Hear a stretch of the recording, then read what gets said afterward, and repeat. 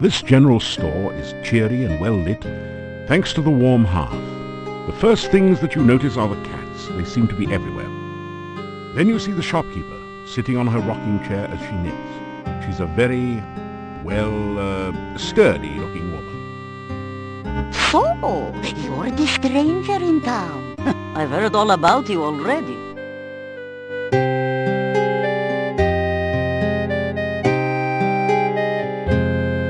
This is a store counter. It's covered with more cats than merchandise.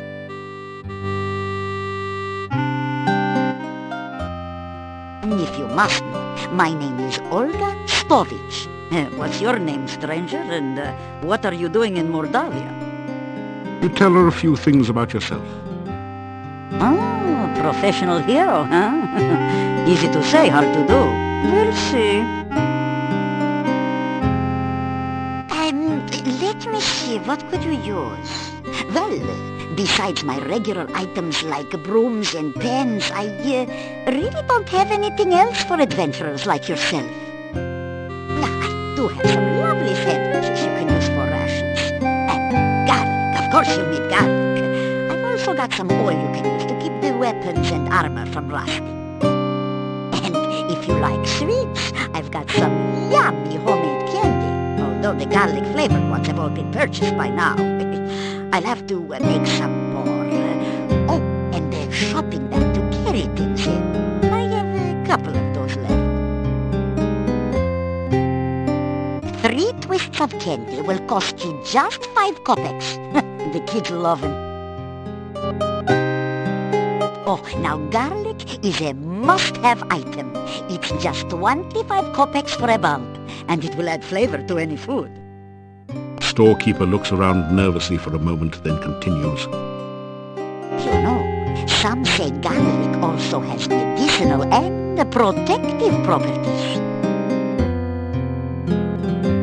My husband always said I make the most interesting sandwiches. They're very good for you, and I only charge 50 kopecks each for them. The shopping bag costs 50 kopecks.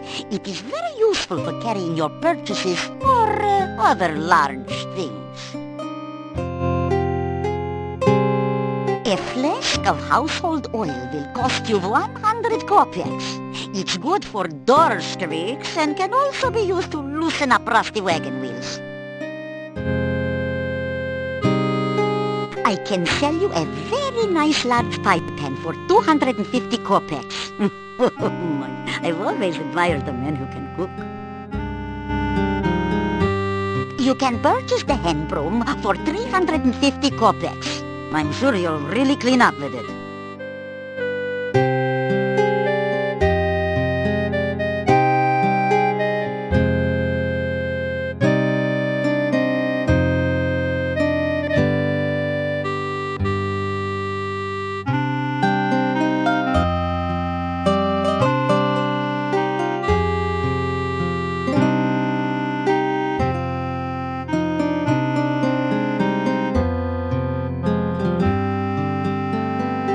The shopkeeper is...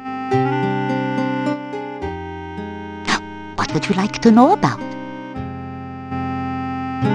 Yeah, Bella's a good woman. She's the one who really runs the inn. Her husband just gives orders. Someday she'll give Yuri a piece of her mind, and good for her. The things she puts up with. Bella, she was a pretty woman not long ago. Was not called Bella for nothing.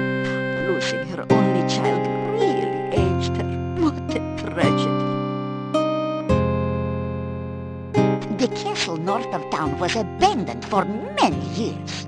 Then some strangers moved in 4 years ago.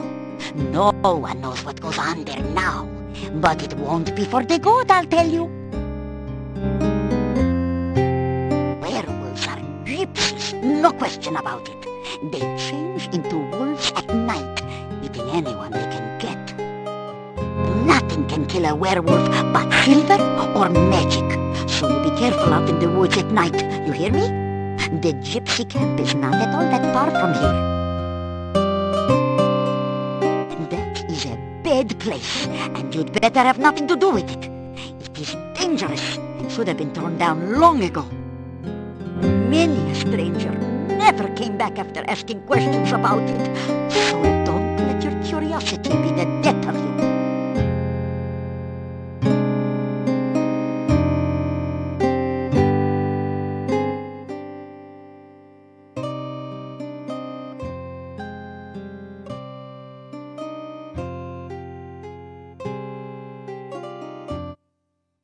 Yeah, my husband and myself had run the shop for many, many years. My husband passed on now, but I keep it just the way he liked it. A well-run shop is a busy shop, he always used to say. Not very busy anymore, what with the swamp. But I try to keep it going the best I can. Mostly housewares, but a few items that might interest you.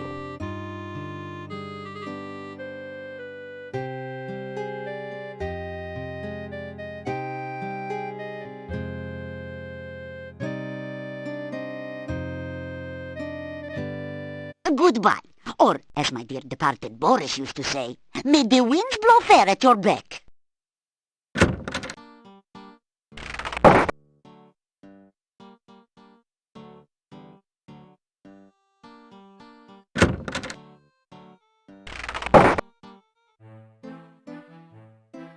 You've entered a small but nicely furnished country inn. Stairs lead up to the guest bedrooms. The floor is covered with sawdust and peanut shells. A barrel contains the few shells that manage to land in it. The innkeeper stares at you with an expression of fear and astonishment. It is several seconds before he speaks. This is the Hotel Mordavia. Rooms here are 15 kopecks for room and board. Pay for 1 week in advance. Your room will be the first room at the top of the stairs. When you want food in the morning or evening, just sit down over there by the door. Pay the innkeeper for your room and board. Thank you for your payment.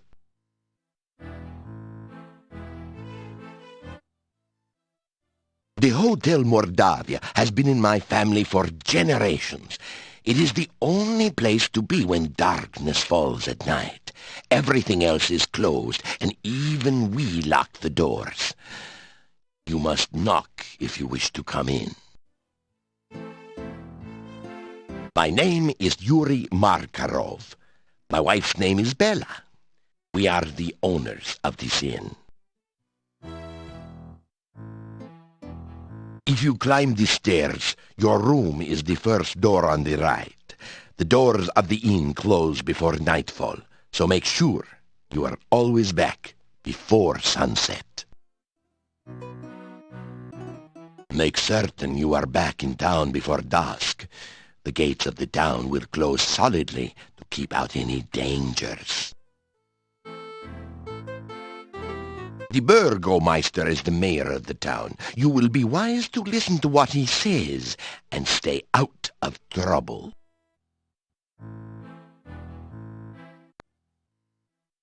There is not much for sale at the shop next door, but you may find something you need there.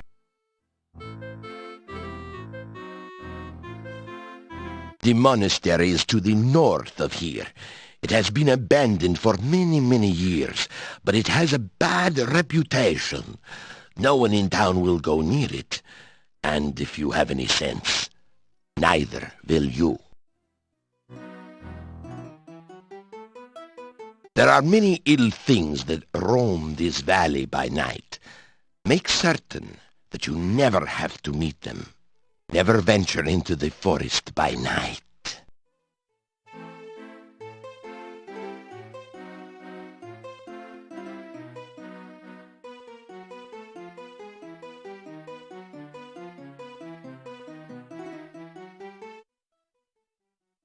I am Hans. Pleasure's all yours. I'm a farmer of pumpkins and corn and a person of great importance here in lovely Mordavia. Listen, I'm telling you, Igor's death must be avenged. Pleased to meet you. I'm Ivan, an elephant herder. Unfortunately, there are no more elephants in Mordavia, so business has kind of fallen off a tad. Guys, is it just me or is Mordavia a wonderful place? Oh, are you kidding? It's the greatest. There's many places to go, things to see. Are you kidding? Right. Let's not forget that scenic cemetery to the east of town. Everyone here's nothing but grins. Real friendly. Yeah, except we don't know you. We don't like strangers. Or anyone else that's weird and doesn't belong. Rumors. You talking to me? What rumors? Oh, there are no rumors here. Unless you count the rumor that the castle is owned by... Horse patootie. There are no rumors in Mordavia to speak of. The town of Mordavia is a quiet place. Filled with friendly, joyful, stinky people. Well, I'm not so sure about the friendly part. We tend to be very suspicious of strangers like you. Yeah, well anyway, the town is filled with joyful and stinky people. Yeah, happy, joyful, and stinky people. Well, I wouldn't call us particularly joyful. As a matter of fact, most of us are pretty glum. Oh, very well, all right, then Mordavia is filled with people, you know, stinky ones. Yeah, many stinky people. Well, I wouldn't exactly call it many. There actually aren't very many of us around here. Oh, forget it. Well, at least he stinks.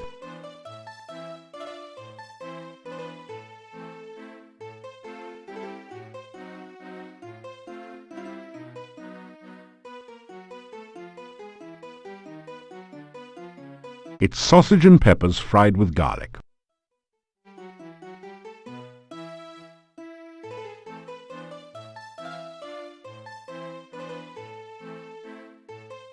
Now the table's helping to keep you off the floor as well.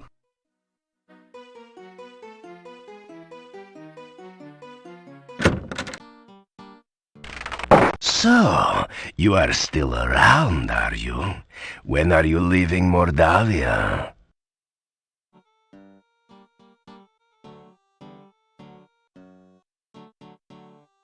As you enter the northern part of the town, you hear the sound of a chisel chipping away at a stone block. A man is carving gravestones at one end of the street. Your attention quickly moves from the stone carver to the ominous Gothic building in the center of the street. There is definitely something not right about this structure. You don't notice anything special. From the hump on his back to his twisted body, this is either the Hunchback of Notre Dame, a mad scientist lab assistant, a gravedigger, or an Elvis impersonator.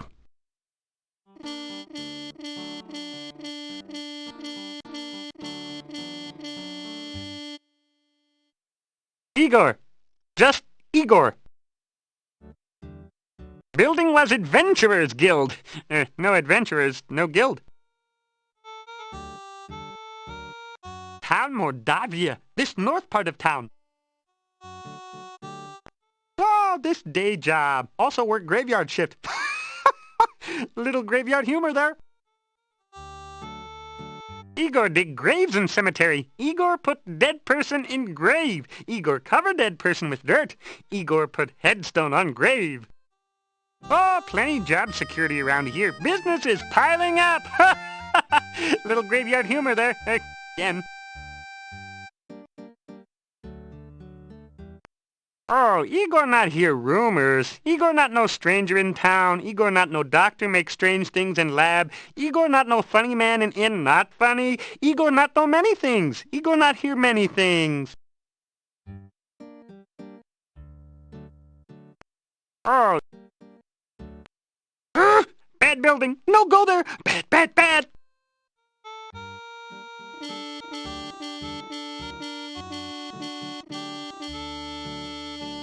The door is locked.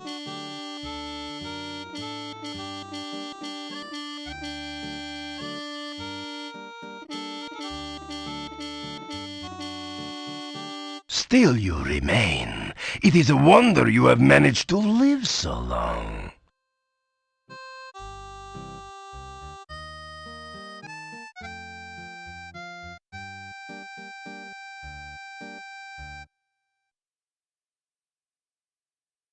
The Adventurers Guild is in the north part of town, but it's closed and boarded up.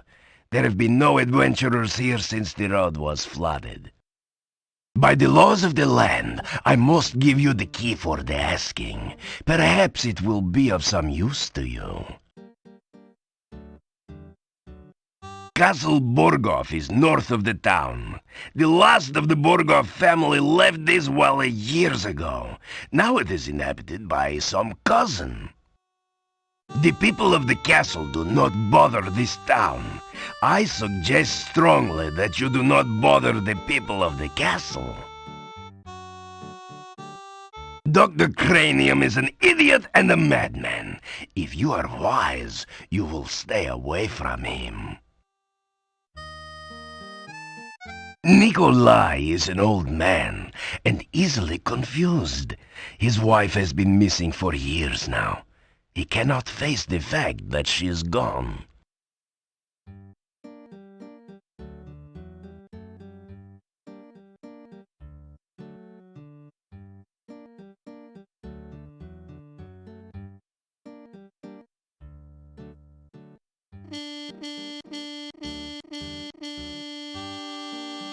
Lock the door, using the key the Burgomeister gave you.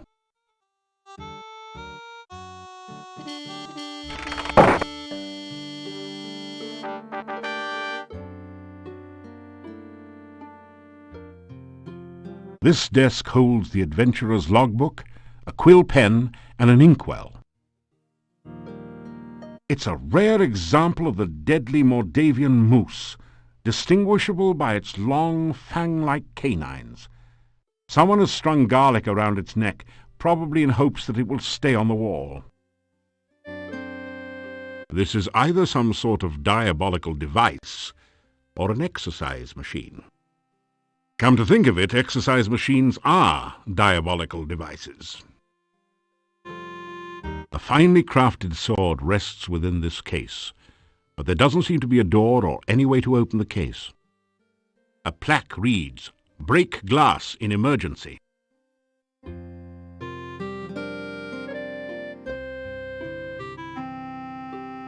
You read in the adventurer's log about some of the exploits of past adventurers in Mordavia.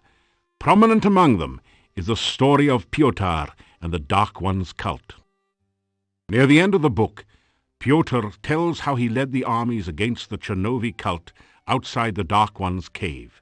The fighters were trained soldiers, but the cult members fought like madmen. Suddenly the cult members changed their forms and became grotesque monsters. Many of the soldiers panicked and ran. The battle was nearly lost. Then Pyotr heard the voice of Irana. "By all my will, I banish you two." The voice was cut off. The cult members screamed and ran. Pyotr entered the cave and searched for some sign of life. All he could find were the grotesque remains of cult members. The only sign of Irana was her magical staff lying on the ground. Pyotr picked it up and left the cave, knowing that Irana was beyond his help. Pyotr then tells how he brought the staff back to town and placed it in the town square. A garden of flowers instantly sprang up around it. Near the end of the book, Pyotr tells that he was going to seek out the rituals of the Dark One and destroy them. There are no later entries. You sign your name into the adventurer's logbook with a flourish. It's almost become a habit by now. That would be a lot easier if the desk had a drawer.